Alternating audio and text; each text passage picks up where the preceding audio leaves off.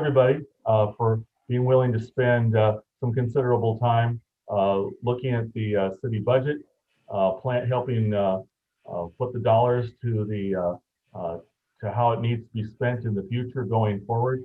And we really appreciate you taking the time and reading the 200-page book that we'll get to all do over the weekend.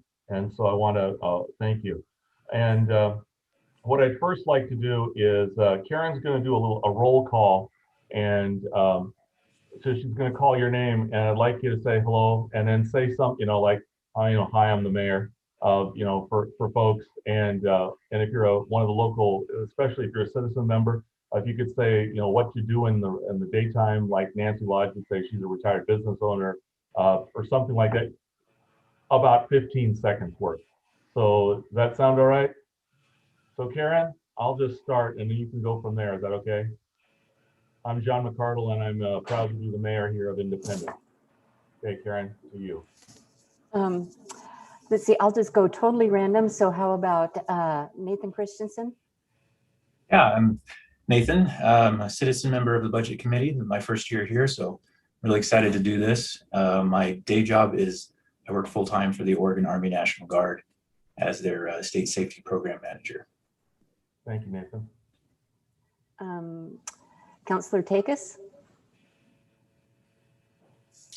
Yeah, I'm Tom Takis. I'm a city councilor, and my day job is working at the Home Depot Rapid Distribution Center. Nancy Lodge? Hi, I'm Nancy Lodge. I'm a citizen of Independence and a retired business owner and a 16-year veteran of the city council. Sarah Job.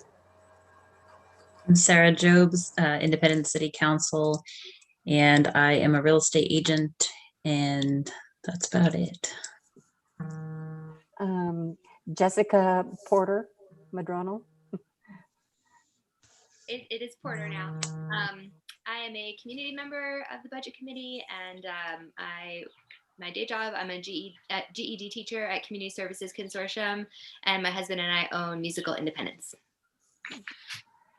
Shannon Core. Hi, I'm Shannon Core, Independent City Councilor. My day job is Senior Policy Analyst for the Oregon Health Authority. Miranda Garrison. Hello, I'm Miranda. I'm a citizen member of the thing here, and my day job is, well, more nights and days, is I own Arena Sports Bar and Grill and the hair salon, Superior Cuts. So, Marilyn Morton. Good evening, Marilyn Morton. I am council president and longtime member of council, recently retired from Minet. Erin Seiler. Erin Seiler, happy to be back a second year to serve on the Budget Committee. In my day job, I am the Senior Policy Advisor to Labor Commissioner Val Hoyle. Dawn Roden. Hi, I'm Independent City Councilor Dawn Roden, and I work in the school during the day, and I'm a proud mom of 4 wonderful kiddos and a little black dog. Dory Scholl.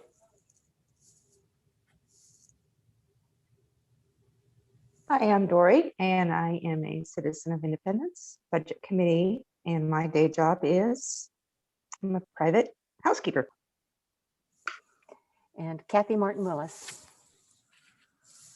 Good evening, Independent City Councilor, 29-year resident of Independence, and my day job is as the legislative assistant for Representative Paul Evans. Well, thank you, everybody. Glad to have you all here. Before we get into things, I wanted to, Tom Pessimir has a recognition that he'd like to make at this time, which would be appropriate. Pessimir? Yeah, so thank you, Mayor. I did want to mention, we didn't include it in the budget document, but I just wanted to mention that for the 6th year in a row, the City of Independence has received from the Government Finance Officers Association commonly referred to as GFOA. You might hear us refer to that as we go through the budget as well. But a certificate of achievement for excellence in financial reporting for its annual report for 2020. So, you know, this is actually a very high honor.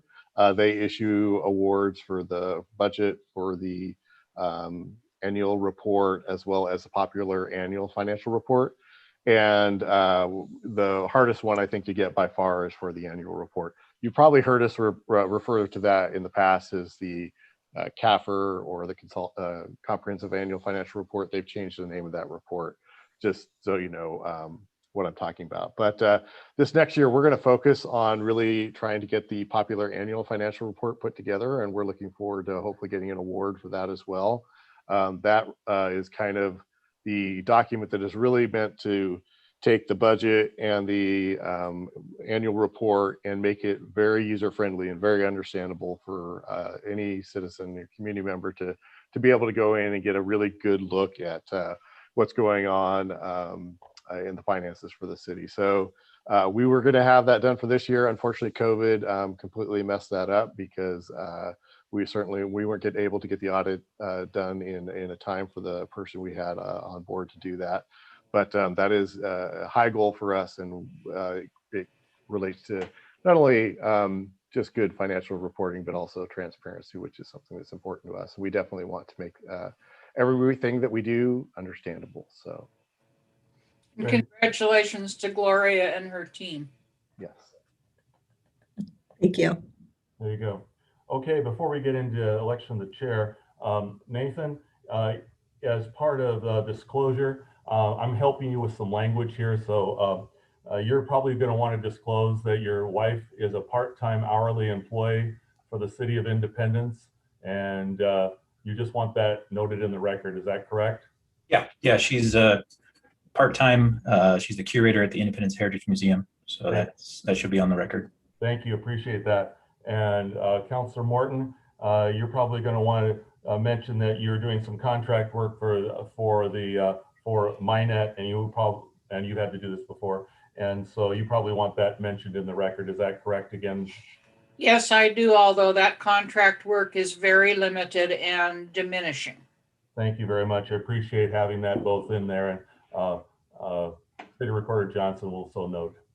Anyway, so the next thing we have to do here is the first activity. We're going to elect a chair for the Budget Committee, who then will run the rest of the meeting, and we'll go from there. Just to remind everybody, Miranda Garrison was our chair last year, and I think the year before that. We generally have a citizen member as the chair of the Budget Committee. So somebody say who wants to do it, or tell, we got to have a chair, so who's going to do it? Miranda, do you want to do it again? Does anybody have any suggestion? I can do it. Who's that? Dory. Dory? Okay. Does anybody have a problem with that? That's okay? All right. I guess we have to there's no objection, so it's clear. Okay, Dory, you're now the chair, and so if you'll just follow down the agenda, and staff is going to carry most of that this evening, and we'll have a lot of narrative to go into today. And so with your permission, then why don't you take it and turn it over to staff. Okay, at this point, the next step on the agenda is to review the agenda. Do we have any questions or additions? Hearing none, we can move on to the approval of the minutes. Has everybody had an opportunity to review the minutes from last year's budget meetings?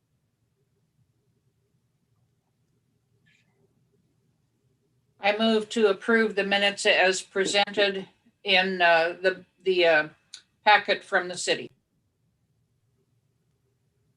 Second. Discussion? Hearing none, vote to approve. Or all in favor? Aye. Aye. Aye. Aye. All opposed? Hearing none, approval, motion approved, minutes approved. All right. Next step is open for public questions. Do we have any public general questions at this time? Okay, hearing none. Do we have a review of questions submitted and staff responses? So Doria, I'm not sure. You might be looking at the next. Have the agenda for the next meeting, possibly? Yeah, you're right. I do. I'm sorry. I was reading ahead. No worries. Okay. Let's go back to the review of agenda and budget calendar. The approval of the minutes, that was already taken care of. Let's do budget presentation and we'll go on to Mr. Casimir. Well, thank you, Dory. So as last year, we are having to modify the way we do things just a little bit in order to get information out and to make sure that we're being as complete as we possibly can, even though we're in a virtual environment. So I'm going to kind of go through the budget message for this year.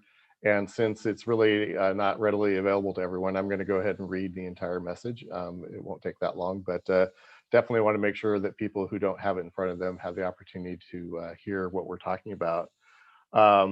Just so you know, our goal tonight for this meeting is really to give a very high level overview of kind of what's going on in the budget and try to answer any questions that we anticipate that might come up as you do a more thorough review.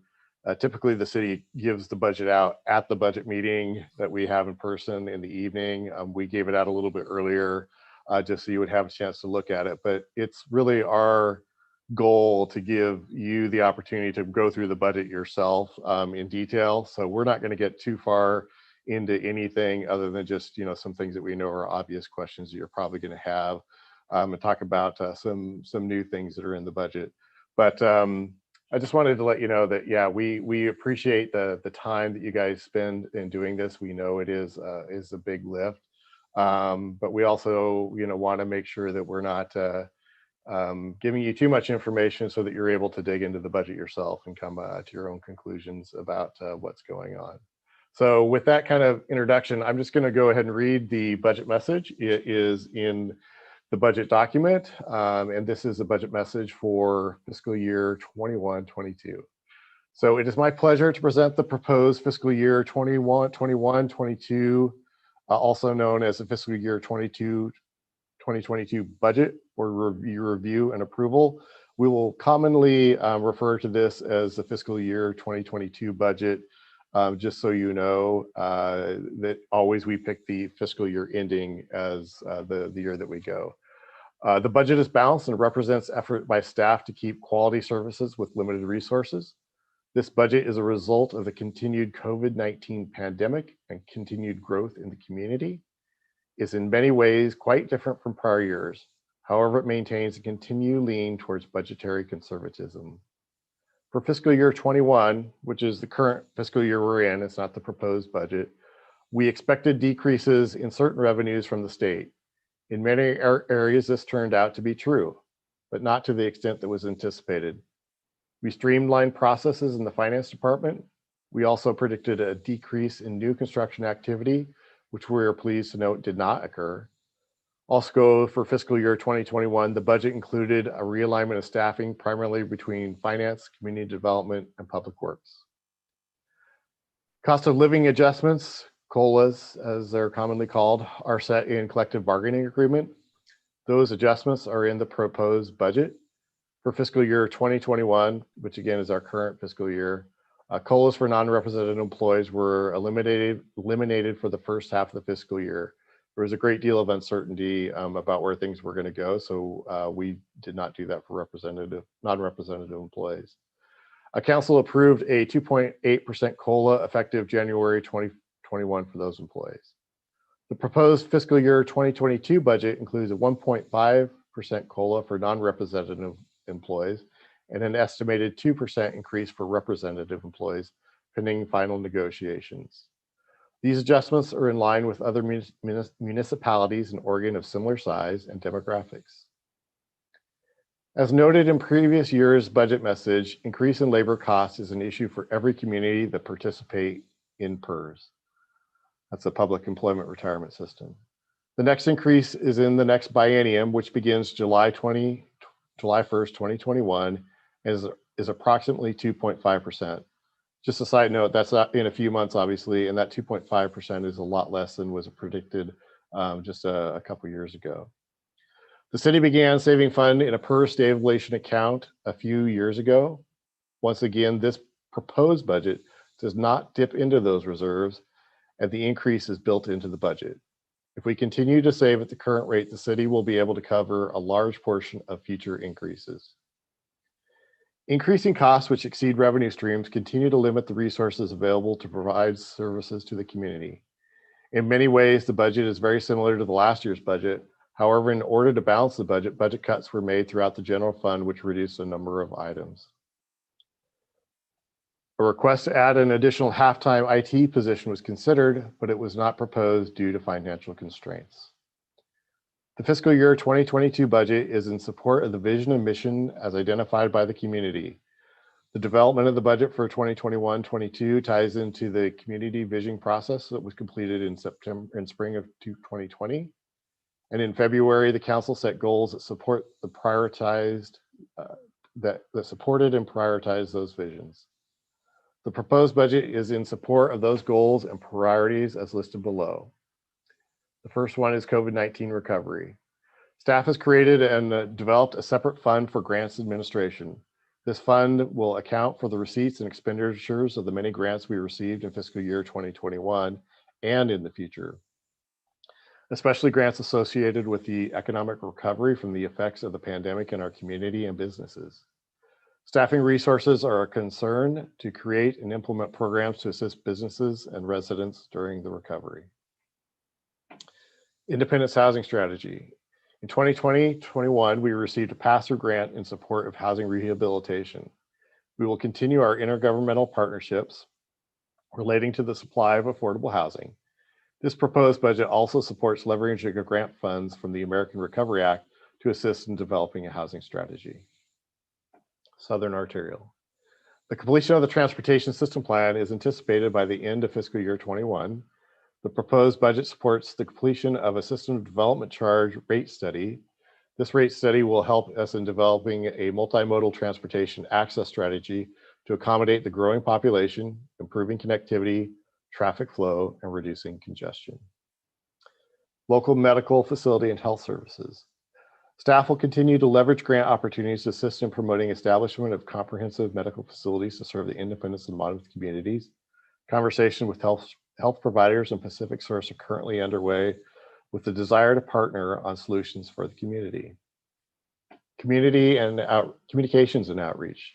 The city has hired a consultant who will finish their work in early fiscal year 2022, a few months from now, which will provide the necessary information to sharpen and improve existing communication channels and techniques. The proposed fiscal year 2022 budget includes an addition of a full-time communication person to implement the recommended changes and prepare written and video content for city communication platforms. This position is funded in the administration department of the general fund and in the new grants fund. This position will be responsible for facilitating a cost-effective and efficient communications program and update the city's website. There's a note that please see the grants fund section below for more details. And we're going to go through all the staffing changes and the grants fund in detail tonight to give you more information. Independent Support Network. Though not quantified in dollars, the proposed budget allows for staff time to assist in the council priority, which is to create a platform or clearinghouse for community members to find and provide aid for one another. Expanding sports fields. The proposed capital improvement plan and budget contain an item to study the development and operations of the sports fields. We hope to issue an RFP to implement those recommendations during the fiscal year. There are also current staffing that we will continue the efforts to engage the community in support for the sports fields, and we hope to host a few tournaments this summer as a springboard to future activities in this area. So the next item is the general fund budget summary.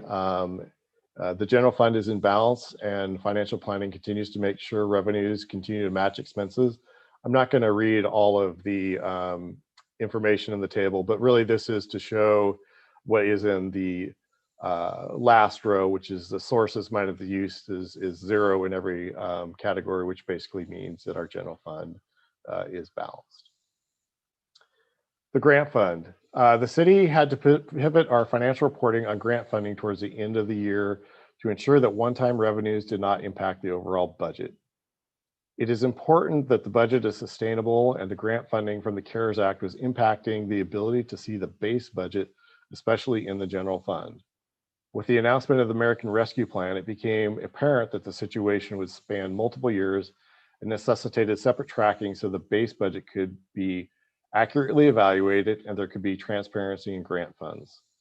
The city allocation of approximately $2 million in funds from the American Rescue Plan will come half before the beginning of the fiscal year and half towards the end of fiscal year 2022.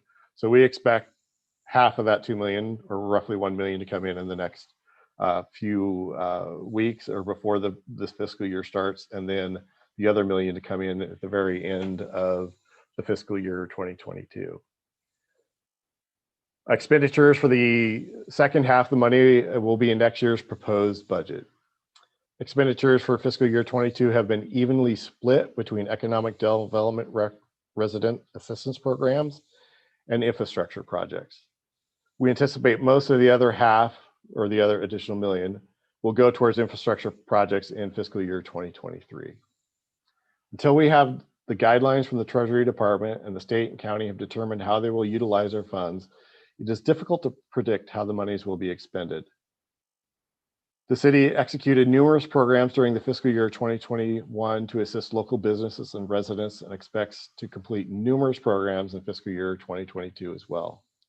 This creates a significant resource issue for city staff that we were able to manage through last year when normal activities were curtailed due to COVID, and staff resources could be shifted to apply, create, and implement programs to help businesses and residents who were significantly impacted by COVID-19. We will not be able to manage through the required staffing resources this year. Staff is fully involved in normal activities, and to best serve the city also needs to create and implement programs like we did last year. In addition, there will be also significant infrastructure projects that need to be implemented from state matching funds and federal infrastructure programs. This presents a difficult challenge as decisions will have to be made on priorities even with additional resources. To help mitigate this, the staff resources, we are proposing to use one-time monies to bring on temporary positions that would be paid for from the grants fund. The city was fortunate enough during the CARES Act to receive additional monies for staffing that we have saved for this purpose. The city is actively looking for ways to leverage American Rescue funds as matching monies for projects at the state and federal level, and this takes a significant amount of effort. The effort is worth it if we can expand the opportunities for business and develop critical infrastructure projects. So the proposed budget has the following allocations. So in the general fund, which would actually be permanent positions, we're proposing to add a half-time finance and court staff position and a half-time communications specialist. In the grants fund, which it would be temporary, and I'm just kind of as a estimate using a 2-year period as being temporary, we would be adding the other half of that finance court staff person and the other half that communication specialist, and also a grants coordinator. And it says there that would either be under a contract or an additional full-time equivalent employee. It's really hard to predict whether that would actually be a staff person or whether it would be a contract person. My preference would be to make that a full-time employee, but that's not something that that we can know at this point. Some of the proposed additional staff positions are permanent and built into the general fund. The cuts in the finance department last year caused workflow issues, and initial communication support has been identified as a need by the council and the city manager. The temporary positions will help with the staffing issues we anticipate, but there will still be significantly higher than normal demands on existing staff that will likely require prioritization. If we find that the workload is not as expected, we will not fill or remove the temporary positions as necessary. We're going to go into a lot of detail over this grants fund just to make sure that everybody has the opportunity to dig into what we're doing here when we go through the budget. Economic outlook and assumptions. The city has seen strong growth over the past couple of years, and the resiliency of the market through COVID is surprising and welcome. The hotel was completed and opened in late summer of 2019, and the transient lodging tax revenue began coming to the city until it dropped significantly in March 2020 due to COVID-19. However, that has recovered over the past 6 months to expected levels. The budget has anticipated hotel business to start increasing with spring break and the onset of summer activity. However, the pandemic continues to impact all the local businesses, including the hotel.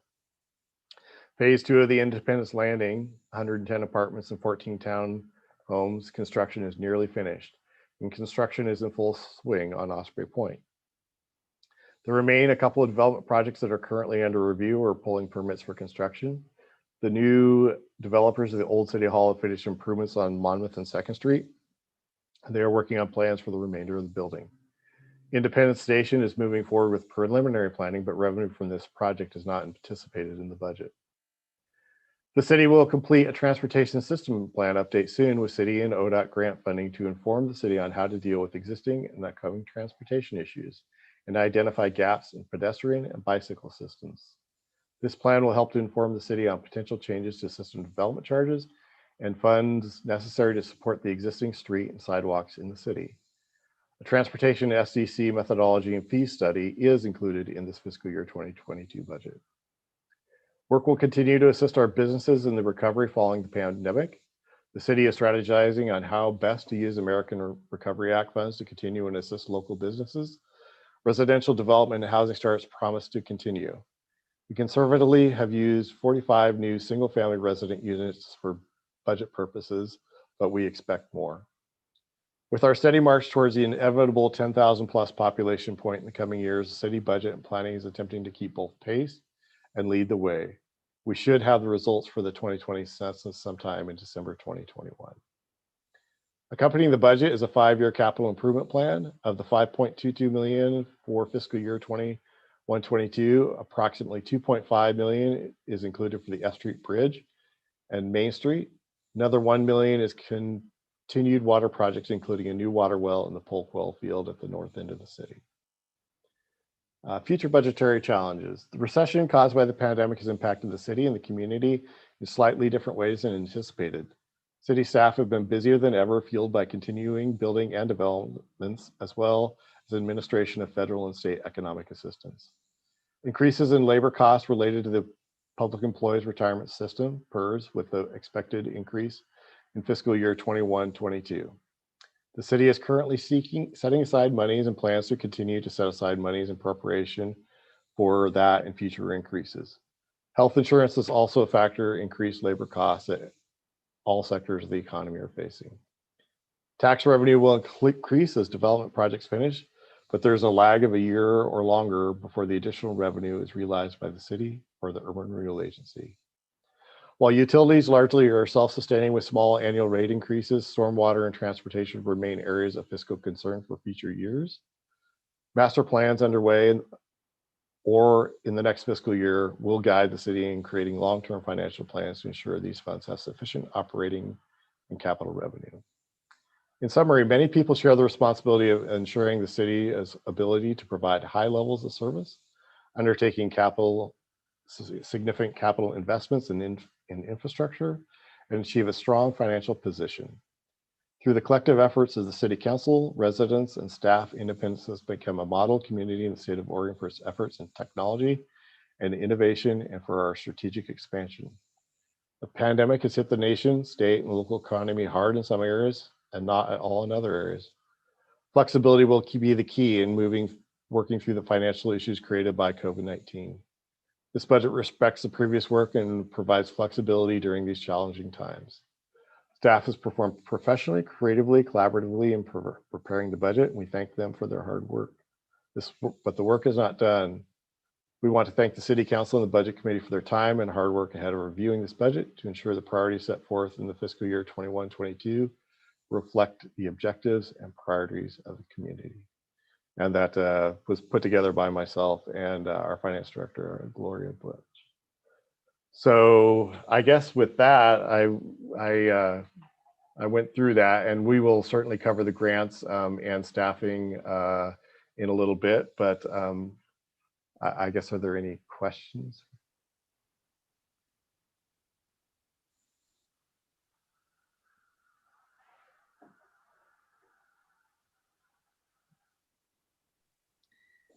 Okay, with hearing no questions, if we want to move on to the capital improvement plan, that's in section 6 of your notebook, if you have the hard copy. So if we may, Dory, I would like to kind of give a little summary on how to find various information in the budget for our budget committee. And I would like to start with debt information. And let's go to, if everybody can follow me, to section 4.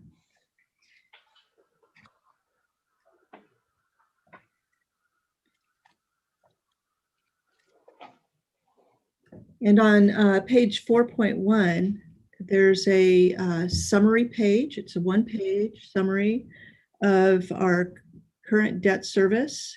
It shows year over year the debt service payments and what the payments will be for our next fiscal year.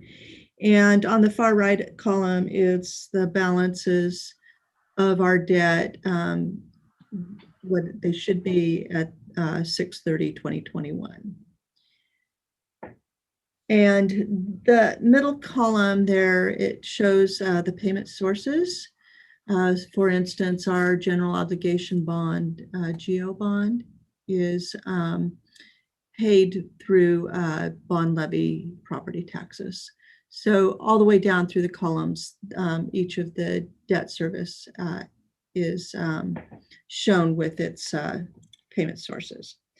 The following pages are the debt amortization schedules. They show for the next, for the life of each issue, what those payments are.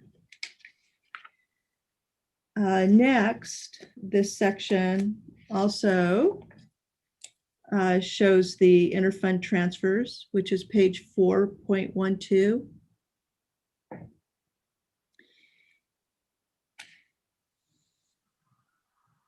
And Mr. Pessimer kind of pointed out to me that this might be a kind of a confusing graph to follow. And basically on page 4.13, at the bottom there, it shows, so on the left hand, the columns are transfers out. On the right hand side is the column for transfers in. And these are balanced as shown by the grand totals at the bottom of that. I'm prepared to give you a different, or provide you with a more, I guess, comprehensive schedule that will show you fund by fund what's coming in and what's going out, instead of having the some of the figures that say included above. So so let me know if you are interested in that, and I will provide it over this next week. Yes, I am interested in that. Please do provide. Okay, will do. Lori, I have a question on terminology. If you can just define what transfer out and transfer to actually means. Okay, so these are interfund transfers. They're internal transfers from one fund to another. And primarily, so if you look at the top of this page, the water fund transfer out, and the purpose there is for overhead allocations. And this is transferring over to the general fund. The overhead allocations are that done from our various operating funds to the general fund to basically pay for the services that the general fund gives to those utility funds and the street fund. It is overhead is administrative staff, the materials and services for the operation of the ICC, and all of those various things that we allocate out to the other operating funds. So sewer fund transfer out franchise fee of $168,000 goes to the general fund. The included above statement, does that mean that that 168K is included in that 406K number up at the top? Yes. So for instance, okay, the water fund. So can you repeat that so that I make sure that I answer it correctly? Yeah, the 168,000 transfer out franchise fee in the sewer fund. It goes into the general fund, and then that 168,000 is a part of the 406,000 up at the top. That's correct. Yes. Yep. So you'd find that transfer out for franchise fees in the water fund, the sewer fund, and the storm drain fund. And all three of those funds combined will add up to the 406,385. And I think what Gloria was saying is she's going to simplify that so it's easier to see how those funds roll up into that number up above, so that you don't have to go adding a bunch of numbers up to make it to have it make sense. Right. Yep. Quick question, I hope. Go ahead. Gloria, is this essentially a result of a request really from several years ago when many of us just weren't clear on, for instance, how much, because things were broken out over so many departments, how much, a police officer costs us, or how much, a city manager costs us. And then this got broken down essentially for clarity. Is this a result of that process? In a way, yes. Yes, essentially that is correct. Okay, thank you. Okay. Yeah, the other piece that this does is when we're transferring money for project work, a lot of times we'll be using, especially in capital projects, we'll be using funding sources from multiple places, and we want to make sure that there's a place where you can see how that money is moving around in the budget to support those different projects. So it does exactly what you were talking about, Councilor Martin Willis, and what Gloria explained, but it also goes further than that. It shows all of the transfers, and that was something that was asked for, and this has simplified it. We're just even going to simplify it a little bit more so that you can see how all those numbers in the included above actually work together.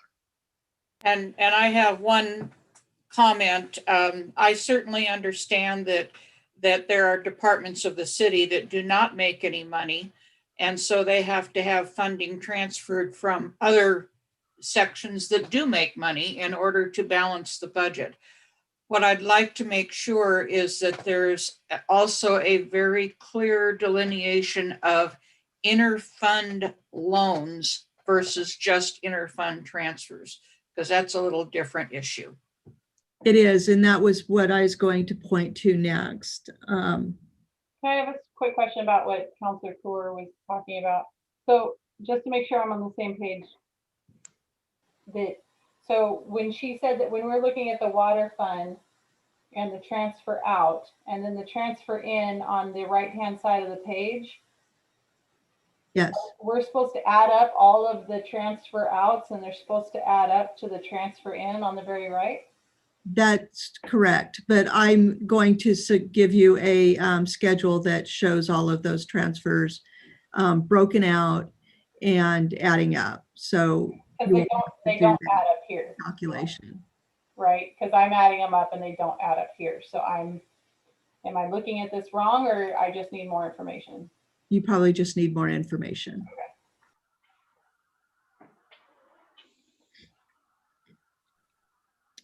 Okay, so I was going to move on into the interfund loans, which are also in section 4 and page 4.12. No. All right, yes, page 4.12. Okay, so those are the transfers. Let's go to page 4.14. And in interfund loans are done for the purpose of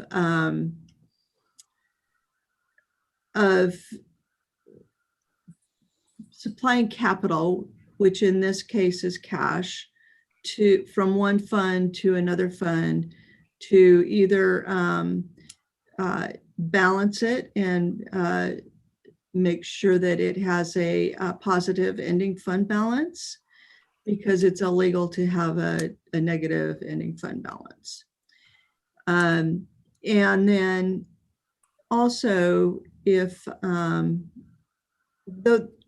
that in the past and historically has been the purpose of interfund loans for the City of Independence, is to provide cash capital for that fund to balance. On page 4.14 shows the payments for fiscal year 2022. And then on page 4.15 is shows by year what those interfund loans were. So on the one side, it's from and to, so it's very specific how much went, and then that has the balance of those loans. On beginning page 4.16 is the amortization of those loans. So this shows year after year when those funds are, when they will start paying and or how much they will be paying each year. We have always in the past tried to eliminate as many or pay off, have a fund pay off as many of these as we possibly can if there's that opportunity. So we wait to do that entry in the financials for the end of the year, just to see if we can accomplish paying off some of these. These have diminished substantially since I started working here almost 10 years ago. There still becomes a time periodically when we do need to do this, but over time with our better fiscal management and the economy definitely has allowed us to not do these as often as we did before. No. If you have any questions concerning the interfund loans, please let me know.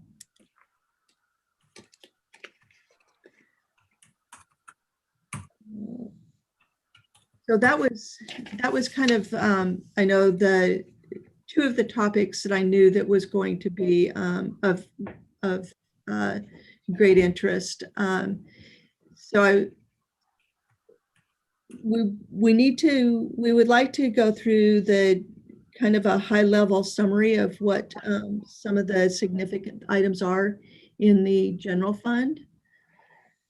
So if you'll, if you can go back into section 3.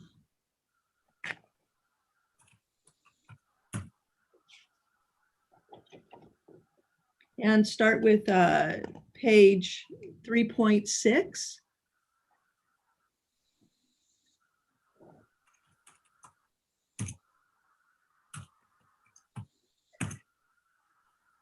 So really the The one significant thing that I would like to point out, as far as our current fiscal year and our year-end estimates for 2021, most of that that difference in sources, aside from the beginning fund balance, was in property taxes. And the collections of the property taxes for this fiscal year were quite a bit better than what we had anticipated when we were considering the impacts of the pandemic. So for our next fiscal year, the increase that we're showing there to 22.4 million is entirely estimated on the growth that we've experienced over the last couple of years, and primarily in the building. The next item was on page in the administrative department.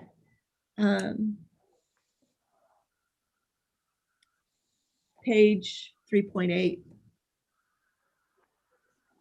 And I want you to, it's probably popping right out at you anyway, is the miscellaneous expense there. Our estimated year end of 235,000. So this is mostly due to the rebates for Old City Hall, and for the Old City Hall developer, and that was anticipated to be paid last year in 2020, but it rolled over into this year and has finally been paid. So yeah, and just to comment on that, for those that were here last year, you saw a much higher ending fund balance for 2020 because those payments didn't go out. So essentially that went into the contingency or the beginning fund balance of this fiscal year, and then were paid out. So while it shows up as an expenditure in this year's budget, it was actually planned to budget the previous year, as you mentioned, and then just pulled it into the beginning fund balance for this year. right, yes, thank you. So next on page 3.10, I just wanted to note on court revenues on the revenue side that we are hopeful that with the return to in-person court and other activity, that the revenues will return to normal in this. We could get more money. Pardon me? You're muted.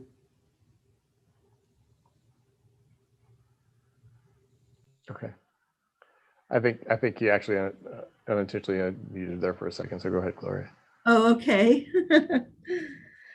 I'm not sure what I may have not came over. So back to the court.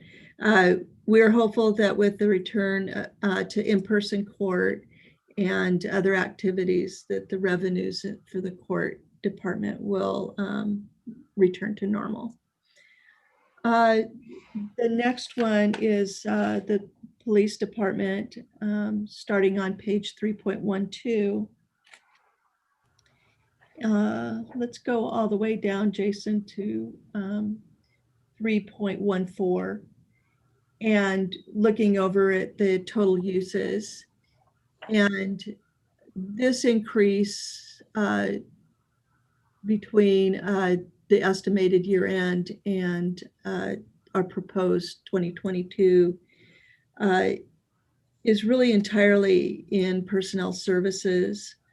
Though there is no additional, we wanted to point out that there is no additional FTEs or personnel. The labor contract is currently in negotiations, and which expires on June 30. And so we needed to make sure that this was budgeted in consideration of that. Yeah, and I'll just mention, this is what we were talking about in the budget message when we were talking about, increases in labor costs. Obviously, our police department has a lot of employees, so it just shows up more in this budget, even though it actually shows up really in every department throughout the city. There's just more people in here, so it's just more apparent. So Right, it's a bigger budget overall, so it becomes more apparent. So we just wanted to make sure that you were aware of any of these significant differences and balances. Those were really all of in the general fund that I wanted to point out of significance. And so I think that we are ready to go take a look at the new grants fund. yeah, so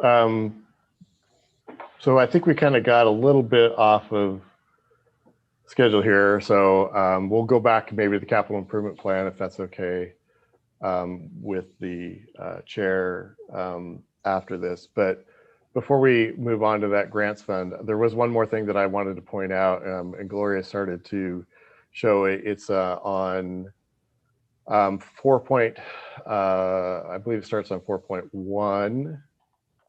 Gloria kind of went through the debt service and payment sources, but starting on page 4.2, and then for the next number of pages, that shows the repayment schedules or the debt service schedules for all of the different debt that the city has out there. This came up as a question and we couldn't answer it because we were not actually able to talk about the budget during other things.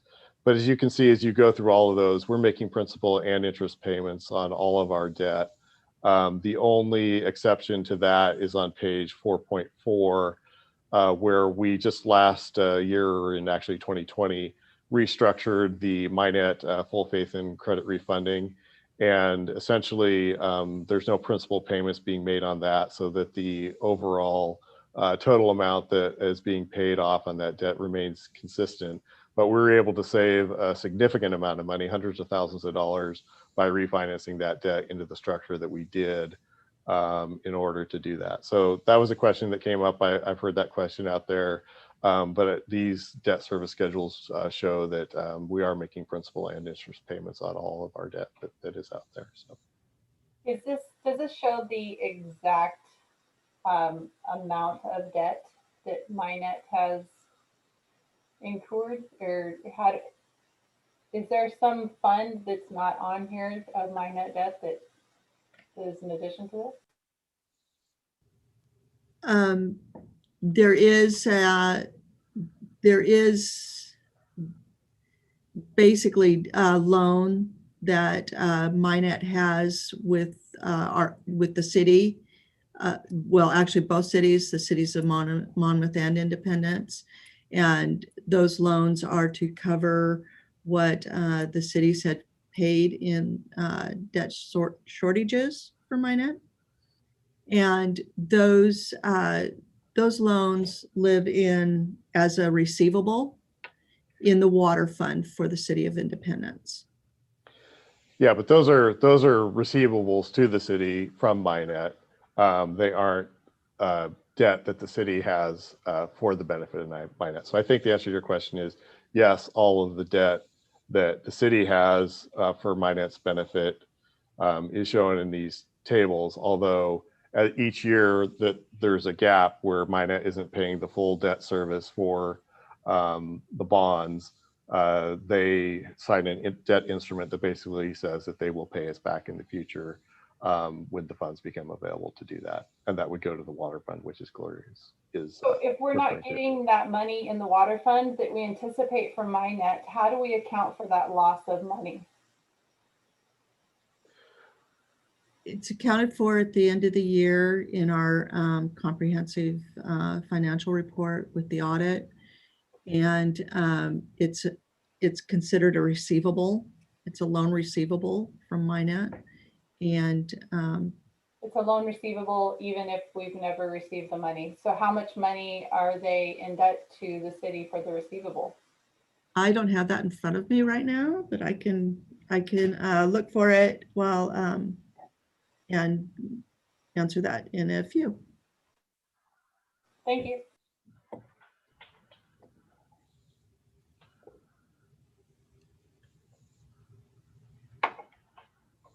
So yeah, so I heard that question come up earlier, and I just wanted to make sure that we addressed it. And so as you go through the budget document, you know where to look to see where all that information is. So I guess the next thing we were going to cover. So actually, I think what happened is we skipped to item number 7 on the agenda, item number 8. And we skipped over item number 7. So Gloria, why don't you continue on with the presentation of the budget and talk about the grants fund, and then we'll go back to capital improvement plan after that. Okay. So Jason, if we can have you go back to page 3.30.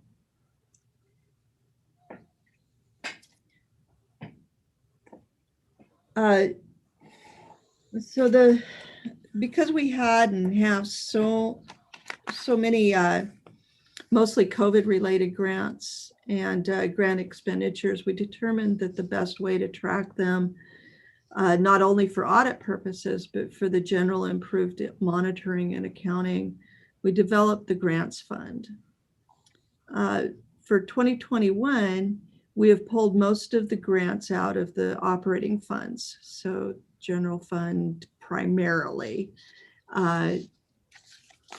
is where most of these grants had been living this year. And we've been, furiously trying to keep track of them. And it's been a job because they're in the various departments of the general fund, and keeping track of what the expenditures were and revenues was becoming a big job for finance staff. So we decided that this would probably be the easiest way for not only staff, but for our funding agencies and the auditors to develop this fund and pull all of those grants out. The GFOA, the Government Finance Officers Association, recently sent out recommended guiding principles for the American Rescue Plan monies that are expected to be received, half of which are supposed to be within the next few weeks. And then the other half is, as Mr. Pessimir had said in the budget message, is next year, 2022. And according to, from this guidance that the GFOA sent out, there was some really, I think, some good specific eligible uses for the American Fund Rescue Plan funds. And also there was, I've been to a couple of webinars the last week, which there are finally some federal guidance now on the uses too. So they're kind of been honing in on what we can use them for. And the main things are for COVID-19 expenditures or negative economic impacts, basically for small businesses, households, and hard-hit industries for economic recovery. There's also premium pay for essential workers. And the big one is, and what we're really focusing on, is investments in water, sewer, and broadband infrastructure projects. These are what's really catching the attention of the federal government and what they're really hoping that these funds will be used for.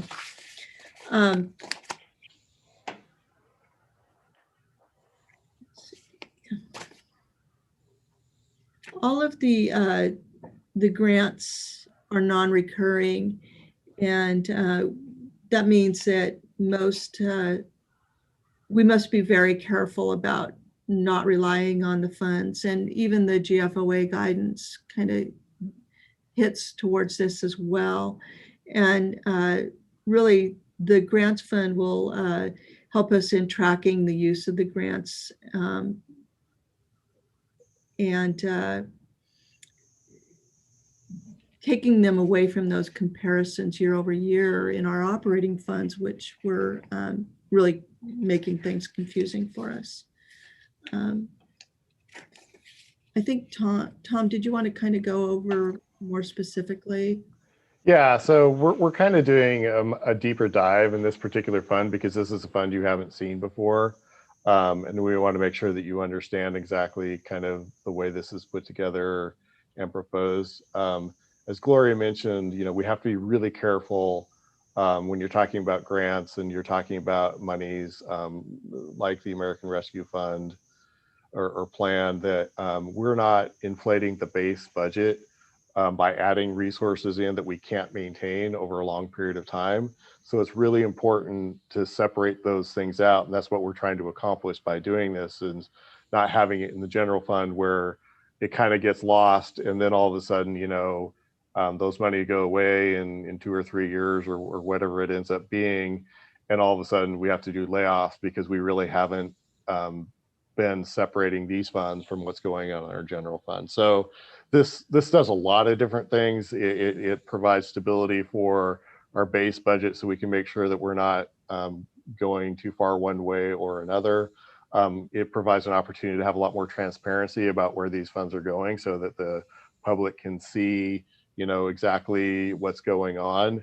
But at the same time, it also, we've kind of lumped everything together in here. So there are different things that we're going to have to do even in this fund to make sure that we're keeping track of what might have been from the CARES funding or what might be from the American Rescue Plan or what might be from FEMA, to make sure that we're tracking all this stuff. And so that we're, when requested for documentation, which we absolutely will be in all of these different grant funds, that we can provide the documentation to show exactly how the money was spent, and more importantly, how it was spent within inside the guidance and rules that were put in place for these different funds.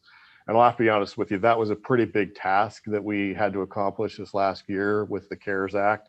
There was a lot of guidance out there that was floating all over the place, which did a lot of things, including delaying our audit from getting put together and everything else. But at the end of the day, it all worked out and everything was good. I'll just show you just a couple of different things. So if you're taking a look at page 3.30, which you're looking at, you'll see the first line there is FEMA storm damage, $60,000. So this is not related to CARES. This was obviously related to the ice storm that we had. And we are, actively seeking reimbursement for 75% of the amount that we spent. But that's a tremendous amount of work. I mean, just trying to get all the documentation in, make sure that you have all the documentation separated and coded and all the excuses and images, and getting into the FEMA system and the SAM and having all your other stuff. It just takes a tremendous amount of work even to get this, relatively small amount of money back. It's even more work when you're trying to do, $1 million worth of American Rescue Plan over the next year. So we recognize the importance of the accounting and the transparency and the need to be precise about how we track these so that we can properly be reimbursed and not get an audit from either the government or from our auditors that is negative in any way. So you can kind of see there in the next line down from that 60,000, the $1 million that's coming in estimated for the fiscal year ending in 2021. It's actually $1,005,000. That's what we're anticipating getting here soon. And then you see for next fiscal year, the $1,088,781. That's the remainder of the money. We have not budgeted any of that money as expenditures because that's going to come in very late in next fiscal year. And we'll have a lot more information about where those might get expended as that comes up. You'll also see some other the housing rehab grant that we mentioned in the budget message as well, and some other grants that come into this different fund as well as revenues. As far as the expenditures go, you'll see that is in the uses section down at the bottom of this page. And there are a number of different things. And I'll be honest with you, it's our job when we put together the budget to make our best estimation of where we think things will actually go in any portion of the budget. And this is our best estimate of where we think the money's going to come in and where it's going to go. But I'll be really forthright and say, if you look at this at the end of the year, it's going to be significantly different. And I think it's going to be significantly different with a lot more money coming in, a lot more sources as we actually go out and leverage this money that we have, especially in infrastructure, as we use those as matching funds for other grant programs and opportunities that are out there. So while we're being conservative on what we're proposing coming in, we're going to be very aggressive at going out and try to leverage those monies and get a lot more into this fund. And I'm pretty confident that we can do that. But there's just a lot of big question marks out there as to exactly how that's going to work. So expect this fund to change through the year. And it's our job to do the best that we can related to making that happen. Jason, if you can go back to the previous page, I wanted just to cover a couple items in the personnel services. So if you take a look there, you see salary, PD, overtime. This is actually something that is allowed in the American Rescue Plan, and something that we didn't do for hazard pay for the police department throughout this last year. So this is money that was allocated to the city actually through the CARES grant that we're proposing to actually expend this year for the hazard pay that they would have incurred. That's an ongoing part of the negotiations, but that's a number that we see there. That's a totally acceptable under either, it looks like, the American Rescue Plan or the CARES. So that number is there, and that's why it's in here, because it's a one-time expense related to work that happened in the past. The next line item is those personnel changes that I was talking about. So when we were going through the grant process, we were talking about a half-time communications person, a half-time person to manage the finance stuff, which is really all the stuff that I'm talking about, is trying to track and make sure that we have all of our documentation and stuff put together. And probably most importantly is a grants coordinator to basically allow us to go and leverage these monies to chase after the infrastructure dollars at the state and county level and even the federal level, to try to take that $1 million that we're getting this year and make it, multiple times that. That's what our goal is to actually be aggressive and go after that. So that's what that position is for. And as I mentioned, we don't have the resources in-house to effectively do everything that we're doing, as well as really be aggressive at going out and trying to leverage those dollars. So our anticipation is that with a little money spent there, we'll actually be able to get some multiple times of return on doing that. At least that's what we're proposing. Jason, if you can go to the next page. You can see this is our best guess at what we're going to do with the American Rescue monies.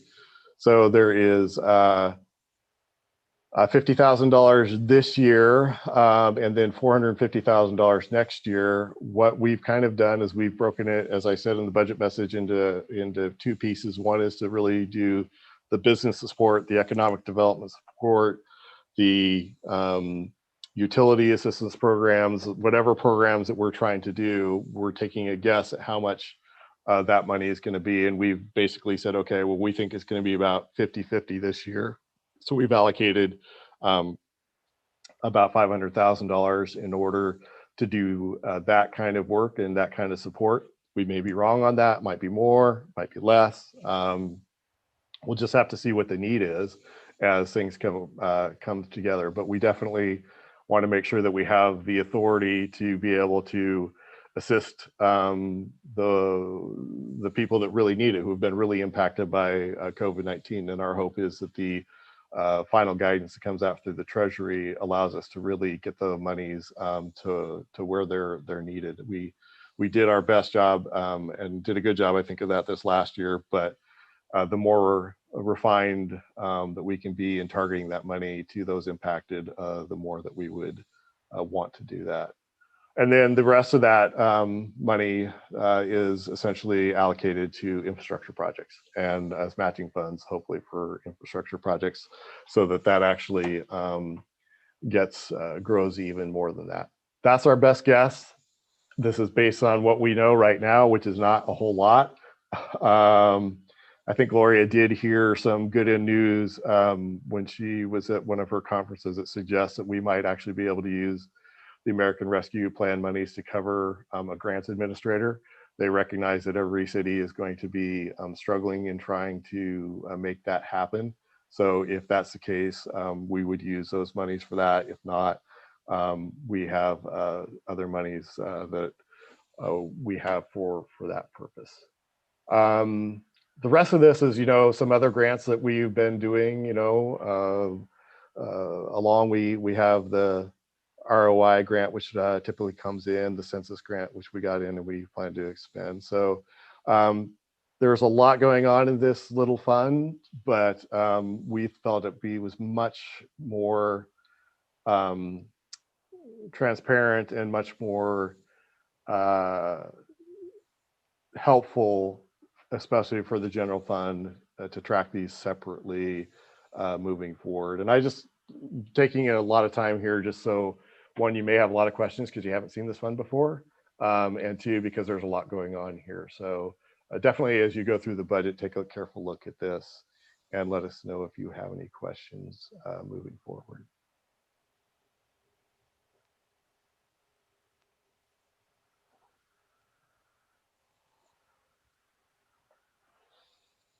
Are we ready to move to the capital improvement plan?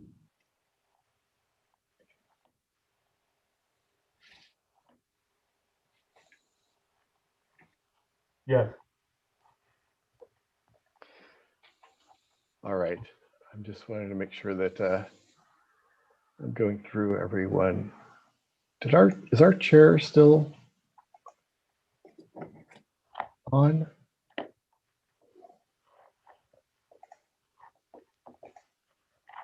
I think we may have lost the chair of the budget committee. So I'm trying to look through the participants and I'm not seeing. Yeah, I'm not seeing Dory. So we lost our leader. That could explain a lot. So capital improvement. So I'll move on to capital improvement here, and I'm sure Dory will probably join us as soon as she can.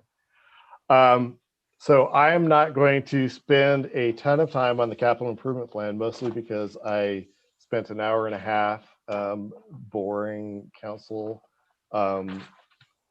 for the capital improvement plan just last month. And I think everybody on the budget committee should have gotten a link to that yesterday with a reminder of that. That is a long video, but I was really trying to be very complete about what was going on in the capital improvement plan, at least for this upcoming fiscal year.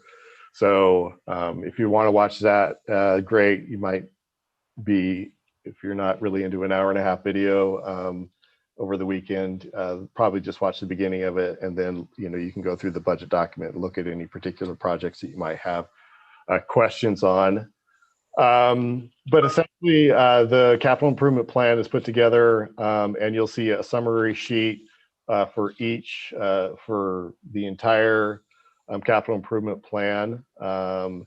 Look at the column that's budgeted fiscal year ending 2022 to see what's going on this year.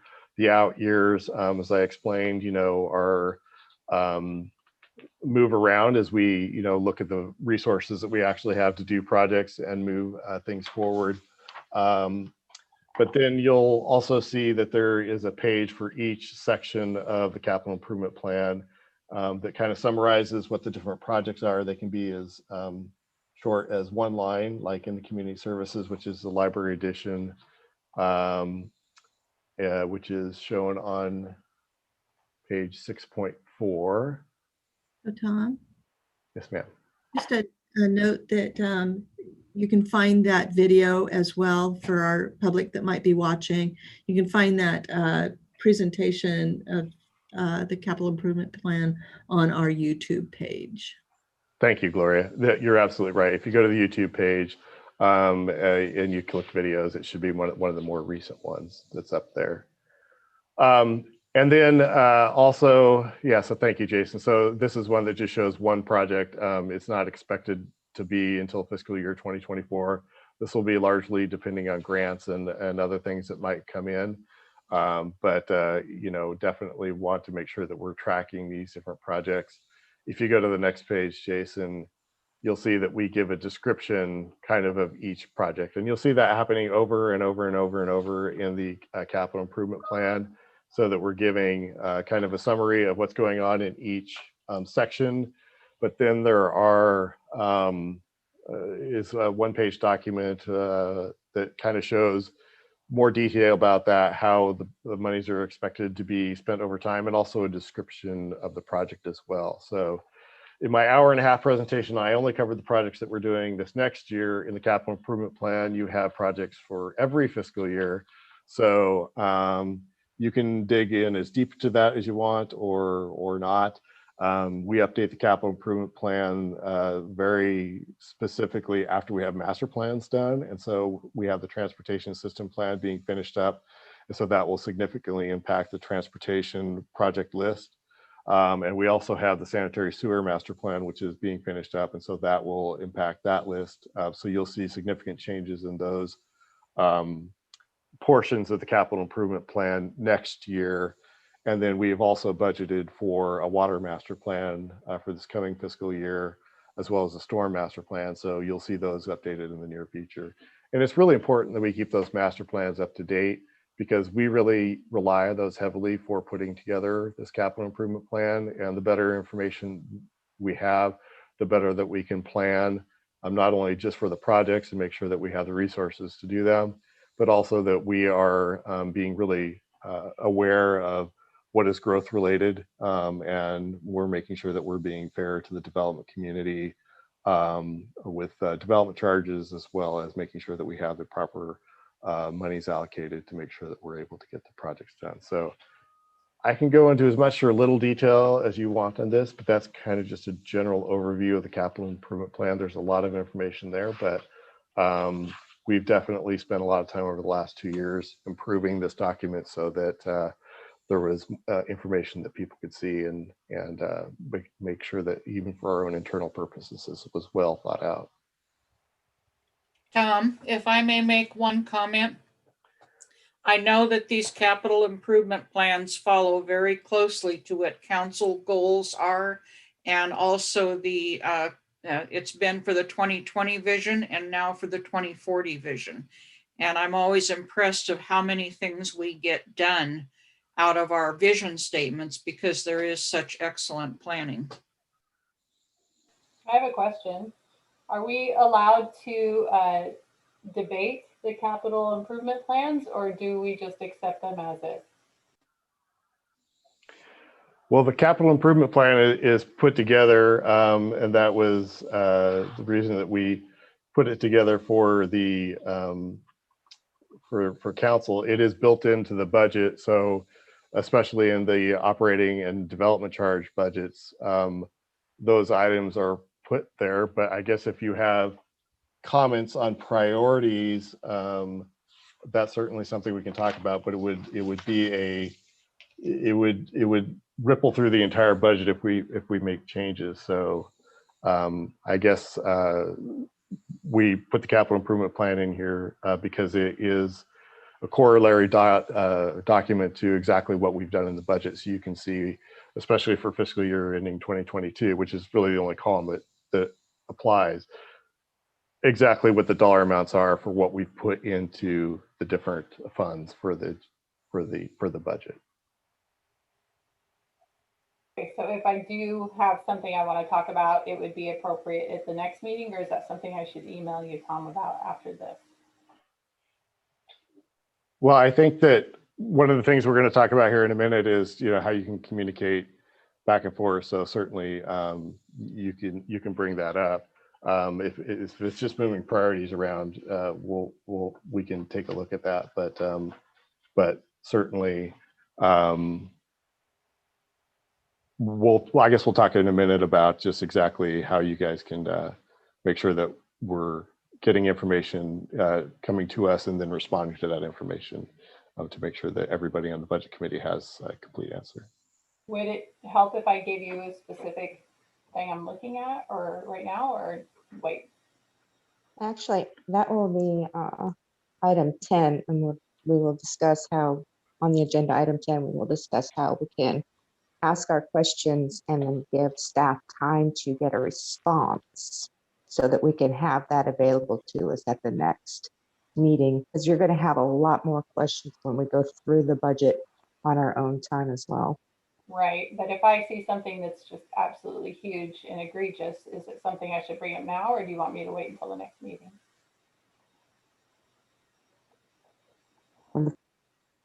I guess what you would actually do is you would submit that question when we get to item 10. We'll discuss how we do that, and that will come back to you as an answer at the next meeting.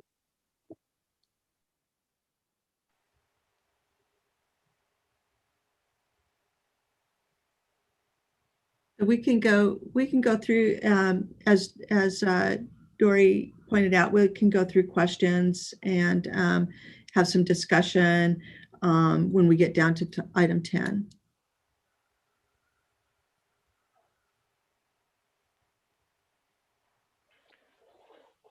At this point, Mr. President, are you finished with the CIP?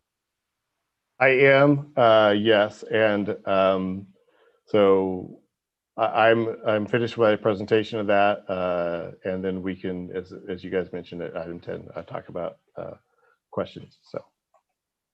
Okay. So let's move on to 9, if that's okay with you, Gloria. Are you ready for that? Yes, please. Okay.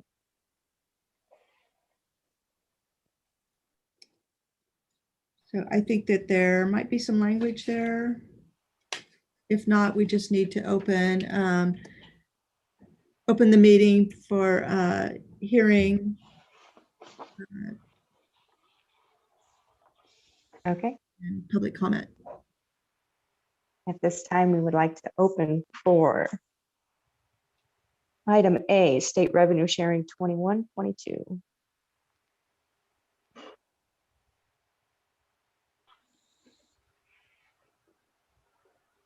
Okay, I don't know that we've got any public that wants to comment. Karen, can you verify? Okay, I guess we can move on then. Okay, so with no public to comment, we can move down to number 10. Is that correct? Yes. Okay. Yeah. So at this time, a very general question that can be answered based on what we've already heard this evening. Any specific questions, we will ask that those be submitted via email. So at this time, is there any real basic general question? Are we able to discuss the transfer of capital improvement project requests from one to another. Sure, go ahead, ask your question. Yeah.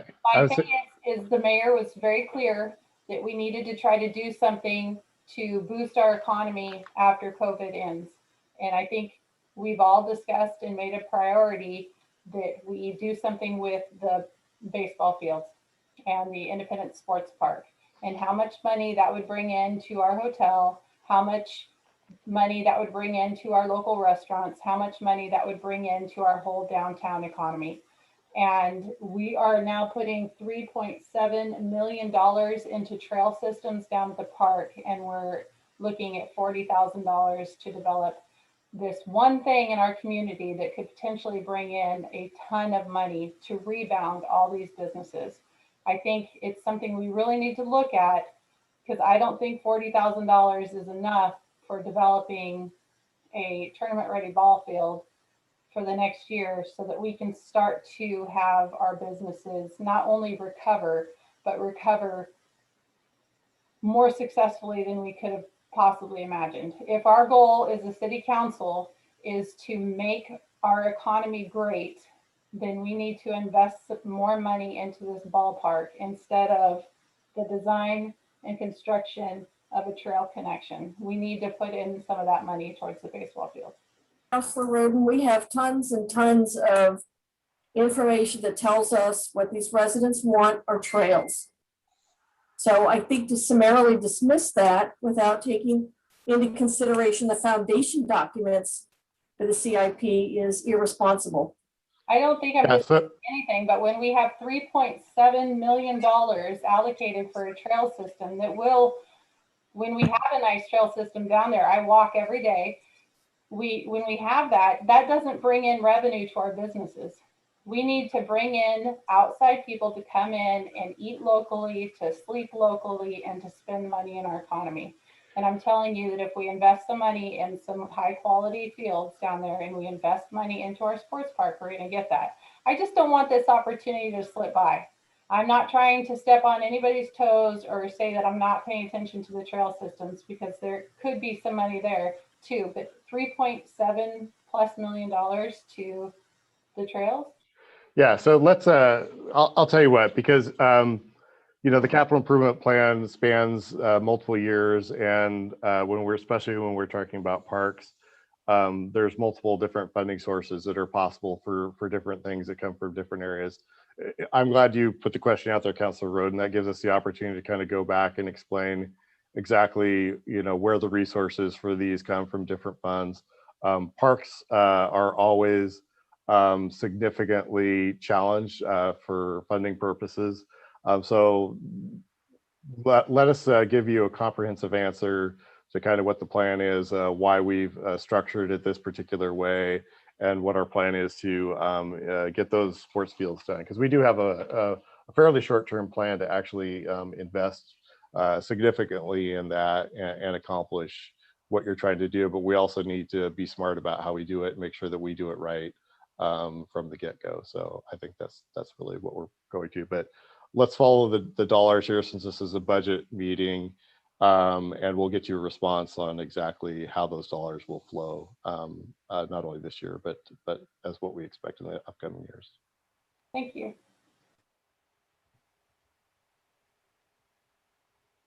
Do we have any other general questions based on what we have reviewed this evening? Okay, hearing none.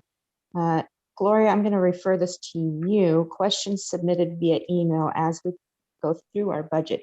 Do you want those sent to you, or do you want those sent to Karen?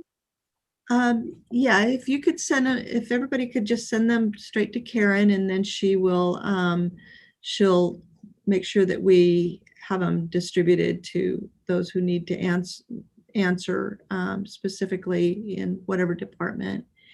And so if you could just email me any questions, send them to Karen. That way we'll know that we've got them all.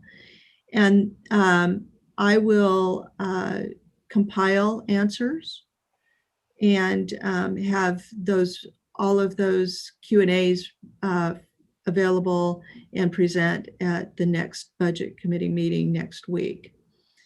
When do you need those questions to you by? What's reasonable? Yeah, that was my next thing. Okay.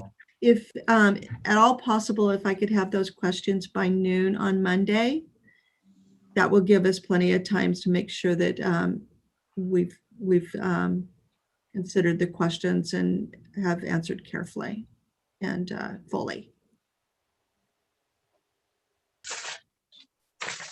Councilor Job, I saw you raise your hand. Did you have a question?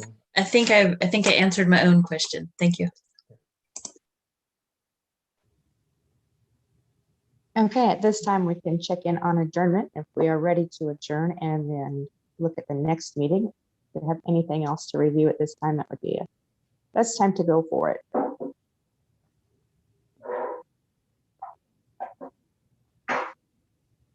Same time next week.